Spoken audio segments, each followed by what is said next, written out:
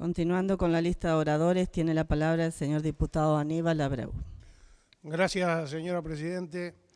Hace un poco más de un año, quien habla expresaba que era profesional universitario y también ha trabajado en el sector privado, pero que en particular mi vida, y esto lo informo también ahora de acuerdo a las reglamentaciones, ha sido marcada por ser integrante de las Fuerzas Armadas, hoy en situación de retiro. Y quiero aclarar que no soy un militar jugando al político, ni un político haciendo de militar, sino un dirigente que tiene muchos años trabajando y coordinando un grupo de trabajo técnico en el tema de defensa, y en el que la temática de defensa nacional creemos que hemos intentado, hemos tenido la sana aspiración de abordarlo con criterio y propiedad. En aquel momento decíamos que criterio y propiedad justamente es lo que estaba faltando para tratar los temas de defensa, y hoy en este tiempo, desgraciadamente, tengo que expresar lo mismo.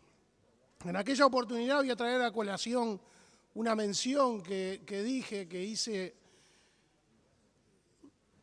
Pedía o clamaba no entreverar la historia reciente con la definición objetiva del futuro de una institución base del sistema democrático republicano.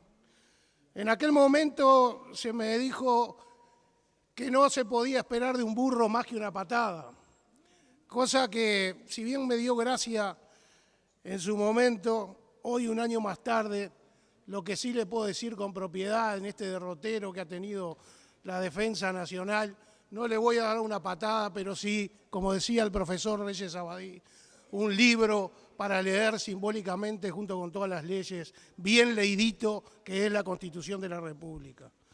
Y puedo decir con propiedad, hoy, mediante los indicadores que hemos tenido,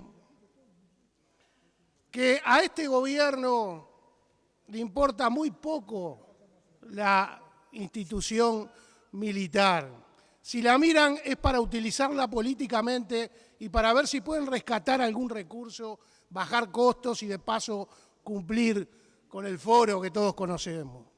Y lo último que les importa es la misión de las Fuerzas Armadas y menos el ser humano que la integra.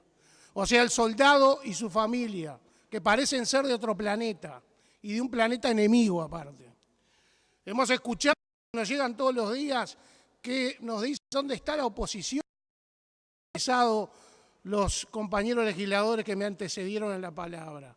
Se dijo, cuando se expuso anteriormente a mi palabra, que era un momento histórico. Sin duda, es un momento histórico. Es el día que un partido político quiso terminar con las Fuerzas Armadas desde el punto de vista operativo. Y son tiempos difíciles, sí, desde el punto de vista humano y profesional. Y el más humilde, el profesional, el que trabaja, es el más perjudicado. Pero desde el principio, en esta anécdota que decíamos, ya preguntábamos, y desde mucho antes, desde el 2010, ya preguntábamos, ¿qué Fuerzas Armadas queremos? Como se ha dicho anteriormente, y hoy aún no lo sabemos. Nadie se opone a la reforma y a la modernización de una institución como las Fuerzas Armadas. Todo lo contrario. Lo que nos oponemos es a proyectos desprolijos como este, al corte y pegue, porque estamos hablando de instituciones que tienen mucho que ver con la democracia. Estamos del lado de la Constitución y de las leyes, no del lado de un lado u otro, como quieren hacer de buenos y villanos. Lo cierto es que hoy se presenta un proyecto con el menor análisis profesional. No hay este proyecto que decíamos antes de qué Fuerzas Armadas queremos. Sabemos que hay fracasos en este gobierno. Tenemos la seguridad, la educación y podemos citar muchos más, pero desgraciadamente el manejo de las Fuerzas Armadas, el manejo de la defensa es un fracaso más. Entonces hoy subrayamos nuevamente un mensaje al ciudadano, si lo que dice esta propia ley, y decía la anterior, que la población es el sujeto colectivo destinatario de la defensa nacional. Desconfíe de quien no quiere fortalecer una institución que cuide las libertades de todos nosotros y es fiel solamente a la Constitución y no a un partido político alguno. Volviendo a qué Fuerzas Armadas requiere al Uruguay, repetimos una vez más que es sustantivo definirlo, pero como un tema de Estado. Hoy la defensa hay que encararla por los problemas coyunturales y regionales, mar territorial, espacio vertical, terrorismo, narcotráfico, recursos naturales, la propia dinámica de la política exterior que ya no es el conflicto, la posibilidad del conflicto bélico, sino saber ya no tanto contra quién, sino con quién vamos a encarar los temas de defensa. El tema de medio ambiente. Para esto hay que realizar unas etapas de rigor que son de perogrullo, que ya sean fundamentales que hay que definir en este camino de rigor, como ya se dijo, la Ley Marco de Defensa 18.650, que a mi criterio, al criterio de nuestro grupo, tiene muchas lagunas todavía de ejecución y de organización y de bajar a tierra.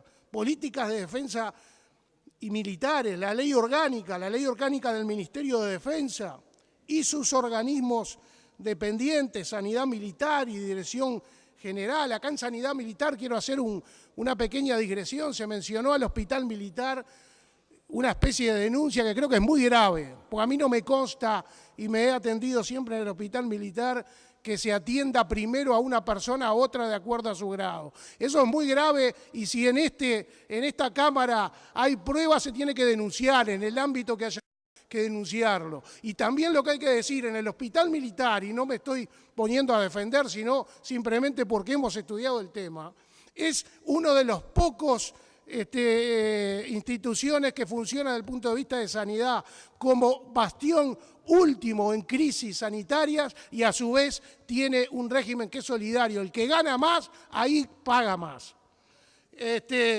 La ley orgánica, siguiendo la ley orgánica de cada una de las fuerzas, la ley de movilización, la política en la reforma del servicio de retiros militares, que se hizo antes de hacer todo este recorrido y fue una desprolijidad también. Las leyes orgánicas en el mundo, no acá, que hoy se mencionaba regionalmente, por la solidez del propio Estado que le debe brindar, se modifican muy pocas veces. Es como la Constitución, y es solamente para modernizarla y para ir corrigiendo.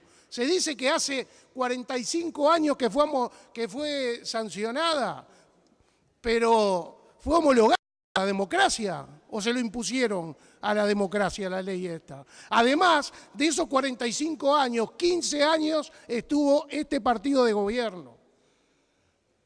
Y otra cosa que quiero decir, se habla de las leyes de la dictadura, para matarnos se necesitan leyes, y de los dos lados. Se mató, justamente se atacó lo que estamos ahora tratando de defender y lo que estamos tratando ahora en esta Cámara, que fueron las instituciones. Después de recorrer esa ruta crítica, sin duda que el error conceptual de confundir el Estado invirtiendo en defensa con la falsa afirmación de que es un gasto, va a quedar mucho más clara. Se habló de sesgo ideológico, sin duda que hay una mirada ideológica en todo lo que se trata y más en esta Cámara. Lo que no tiene que ser preponderante una mirada o una ventana.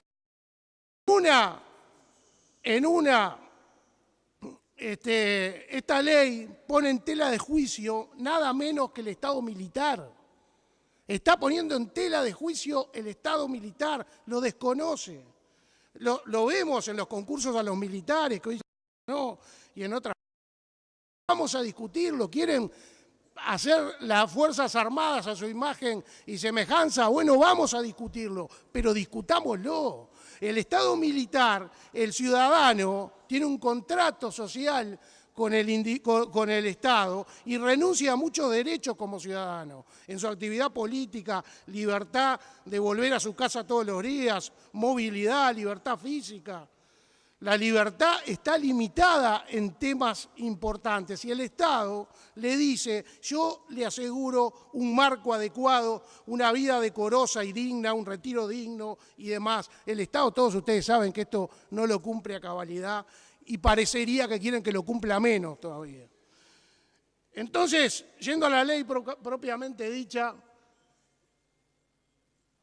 lo que quería simplemente es hablar de la falta de previsión que se puede decir y de precisión cuando se sanciona esta ley. No se prevé el costo de la propuesta en sus modificaciones para los años de ejecución, no se clarifican las capacidades militares necesarias, los plazos para bajar a tierra la misma por las propias Fuerzas Armadas no se conjugan con los tiempos presupuestales ni políticos. No hay que gastar en otras cosas, como se dijo acá. Lo que hay que hacer es gastar en lo que hay que gastar, cómo hay que gastar. El proceso de análisis de esta ley se hace sin conocer los parámetros de movilización, de reserva, de conducción política de la defensa nacional, de los órganos dependientes de la defensa, en general de los servicios. En definitiva, este proyecto del Poder Legislativo fue gestada en un ámbito del Ministerio de Defensa, en un cuarto se puede decir, con escasa participación de los afectados por la misma, los militares. El proyecto del Poder Ejecutivo es modificado por una fuerza política, lo acaban de decir acá, y está a la vista. Y el Estado, fallando justamente en lo que tiene que ver el gobierno, en lo que tiene que ver en dos aspectos fundamentales del militar, que es la moral y la confianza en el mando, los deja desamparados completamente. No existe consenso. Las Fuerzas Armadas no han sido tenidas en cuenta, lo dijeron acá, no fueron escuchados sus propios comandantes en jefe, no se les permitieron concurrir, el Parlamento no lo discutió suficientemente. No existió ni participa en las definiciones el Parlamento más que del esfuerzo que hicieron los de la Comisión de la Oposición. Por lo tanto, es un proyecto pobre y no es una ley orgánica. Es un atropello jurídico, a quien más se perjudica es a la gente joven y a la nueva institución o a lo que queda de la institución. Se habla en algunos casos de funcionarios militares, en otros de personal militar. Ese es un ejemplo clarísimo de desprolijidad, de copia y pegue, como decía el diputado Penades, en una ley que se refiere absolutamente en su gran mayoría, no sé en cuánto, pero en su gran mayoría solamente al estatuto del personal. En lo referente a la estructura solamente se define. Está modificando vacantes, estamos hablando de sueldos, de movimiento de presupuesto como resultado de esta ley. Yo en lo personal tengo dudas si corresponde tratarlo ahora. Otro aspecto es los artículos dedicados a la configuración de los cuerpos. Acá obviaron lo principal, que es consultar a los técnicos. También es sustantivo que no existe planificación de compromisos presupuestales para otros cambios. Si se aumentan las tareas, obviamente se tiene que aumentar el costo y por eso el presupuesto. Y eso parece no tenerse en cuenta. Después el culpable es el militar. Esta institución no es un mero marco administrativo, es un marco moral y ético que proporciona al militar la guía para entregar hasta su última gota de sudor para cumplir con la misión. Por esa razón no es igual a un funcionario público, por algo la propia Constitución lo establece.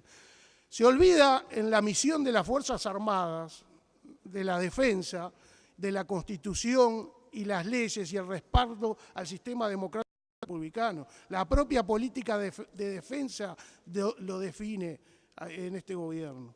Entra en contradicción a la propia misión. Explica claramente que en realidad y en las respectivas leyes orgánicas se deben establecer las divisiones de espacio asignado. En el concepto de defensa se ignora el servicio básico a las Fuerzas Armadas, como decíamos, la sanidad militar como bastión de salud en crisis sanitaria, etc. Se incorporan actividades a órganos que la ley de defensa marco no prevé. Se trata de eliminar la responsabilidad de las Fuerzas Armadas conjunta. Se eliminan actividades que se realizan por convenio con otros organismos del Estado. Se elimina la potestad del Poder Ejecutivo respecto a autorizar actividades productivas industriales si fuera una excepción. En la propia ley, desde el principio, la ley antigua o la que está vigente hasta que se vote hablaba del núcleo básico de la población. Por eso es una institución base del sistema democrático republicano. Ahora es un instrumento para la defensa. Se estima el concepto de Estado militar, como decíamos, cuando se quiere llamar a concurso a los generales. Eso es obvio. El concurso para el Estado militar, también los retiros, según los años de servicio, de edades. Hoy hay desatinos en la sancionada ley de retiro y esta que se va a votar hoy. La famosa pirámide está deformada. Va a haber muchísimos coroneles, aparte viejos y sentados por algún lado. Con respecto al tema ciudadanía legal, se dice que dentro de los requisitos para ingresar a las Fuerzas Armadas, en el numeral 1, ser ciudadano natural o legal con 3 años de ejercicio. Creemos que esto no le encontramos la explicación. Nosotros nos tomamos en nuestro equipo de trabajo el trabajo de buscar en la región, en todas las Fuerzas Armadas, el ingreso. Y podemos decir que en la peruana, en Paraguay, en Argentina, en Chile, en Brasil y en México no se tiene en cuenta esto. Sin embargo, por ahí se dice de que se tuvo derecho comparado en la región. Cuando se fijan la cantidad de oficiales, ya se ha hablado mucho ahí, eso solamente preguntar nuevamente a qué análisis orgánico responde. Realmente sabemos que a ninguno, sino a una adaptación de reducción de lo que ya existe. Está claro que lo que está claro acá es que se bajó un 35% el presupuesto en reducción de los efectivos. Reducir gastos es diferente a optimizar la institución. Esto es lo que dice el proyecto principal. Estos cambios no responden, como decíamos, del Ministerio de Economía como límite de lo que se podría pagar. Esto es otro indicador de la mala gestión. Y la famosa pirámide, como decíamos, no sabemos si la valoraron y no sabemos si la mayoría de los problemas, si tuvieron en cuenta que la mayoría de los problemas que hoy se están intentando solucionar con esta desprolijidad, la propia biología lo solucionaría sin necesidad de hacer estos daños estructurales. Eso es una realidad. ¿Qué pasa con el servicio de retiro de su presupuesto con estas reducciones poco reflexionadas? Eso tiene un costo. Espero que lo hayan tenido en cuenta. Lo que sabemos es que la organización se convierte prácticamente en insostenible. Cuando se habla del cese de la proyección de carrera, el Poder Ejecutivo, con el asesoramiento del comando correspondiente, estará facultado para otorgarlo. Afecta el derecho a la carrera, el derecho constitucional consagrado en el artículo 60, salvo que la ley lo restrinja por mayoría. Con respecto a los tribunales de honor, se ha dicho mucho, pero no quiero entrar en una polémica, pero sí decir que con respecto a los generales cumplieron con lo que tenían que cumplir, pero si hubo un pacto de silencio, en ese pacto de silencio nunca estuvo el Partido Nacional. Está en la historia, se puede ver y se puede ver en las actuaciones. Y respecto al tema en sí de los tribunales de honor que se suprimen por el artículo 145, al alférez, cuando se recibe, se le confiere el grado de honor de integrar el cuadro de oficiales de la República. Se le dice, contraéis una honrosa y pesada responsabilidad ante el pueblo y sus autoridades. Juráis por vuestro honor respaldar y defender la independencia, la integridad de la República. Acá se está olvidando y se quiere cambiar un tema que después puede ser desvirtuado, porque sin duda que la ética y la moral es muy importante, pero son parte del honor. El militar es una herramienta de acuerdo a la propia definición. Y si se va vaciando de contenido para cumplir en la misión cuyo responsable último es el poder político, estamos muy mal. En definitiva, la propia gestión, el propio honor cuando uno puede, como militar, en el Estado militar que hoy se desconoce, tiene que decidir si le afecta el honor y tiene que tomar una decisión y después tendría que ser sometido a un tribunal de honor, eso se saca por un tribunal de ética al estilo partido político o instituciones. A mí que me disculpen, pero creo que es otra cosa. Ahora los tribunales de honor fallarían por prueba y no por convicción, como tiene que fallar el tribunal, como debería tribunal de honor. Entonces, desde el punto de vista del honor, ¿y qué diferencia tendrán ahora con la actividad judicial? Para obtener pruebas, ¿qué tipo de actividad estarán facultados para realizar? Son preguntas que me hago, ¿no? ¿Qué facultad tendrán sus integrantes? ¿Cuáles son las facultades? Ninguna de estas interrogantes están expresadas ahí. No se trata solo de ética, se trata de una cosa que es fundamental e importante y es el honor. Otro asunto que no queda claro es respecto al aspecto recursivo de la sanción militar. Cualquiera que haya estudiado o un poco intentado interpretar lo que decíamos, la carrera militar, sabemos que las sanciones no son una sanción del punto de vista civil o ordinario penal, es una sanción militar y ahí a mí en particular me quedan duras. Se elimina en todo momento la referencia a la Junta de Comandantes en Jefe, pero solo en esta ley. El Ejecutivo dice promoverá las medidas necesarias para propender la aplicación real y efectiva del principio de no discriminación. Estaría bueno que se hablara también de la discriminación que sufre la organización y sus integrantes todos los días, lo hemos escuchado acá. Después define el Estado militar como que se adquiere al ingreso y finaliza con lo establecido en el cese de la relación funcional militar. El retirado queda liberado de obligaciones fundamentales del Estado militar a los 4 años de retiro. Entonces, implícitamente, el retirado deja de ser militar. Va en contra de toda la filosofía de la carrera militar, de la propia filosofía de defensa, no en Uruguay, en el mundo. Y por último, hay varias páginas dedicadas a las licencias. Esto a mi criterio a nuestro criterio es otra desprolijidad. Sería más sano que se enumeraran y los detalles quedaran establecidos en reglamentaciones o decretos o lo que corresponda. Después, permite a la profesión militar dedicación integral y no exclusiva. Eso también es bastante sui generis. Ni trataría salarialmente en consecuencia. Está habilitando implícitamente un doble empleo, habría que aclararlo.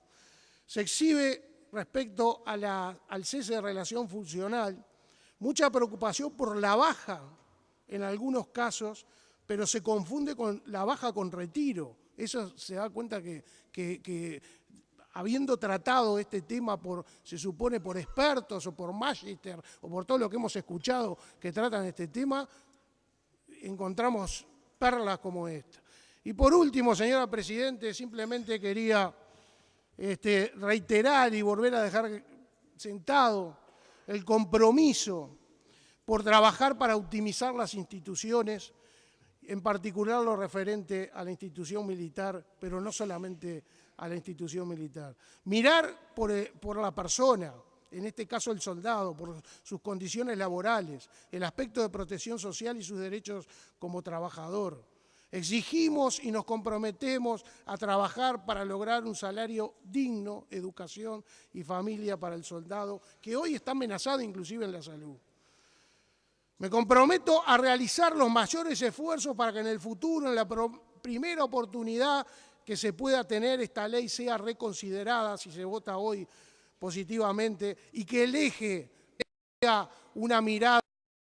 miradas colectivas, como decíamos, que hay, como se decía, se puede sesgar la mirada políticamente, obviamente, no mirando los tiempos y no mirando el bolsillo, porque el bolsillo es de todos los uruguayos.